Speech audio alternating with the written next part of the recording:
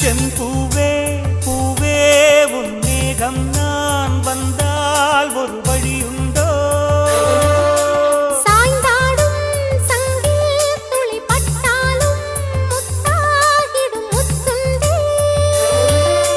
படை கொண்டு நடக்கும் மன்மத சிலையோ மன்னவன் விரல்கள் பல்லவன் மொழியோ இமைகளும் உதடுகள் ஆகுமோ வெட்கத்தின் விடுமுறை ஆயுளின் வரைதான் செம்பூவே பூவே உன் மேகம் நான் வந்தால் ஒரு வழியுண்டோ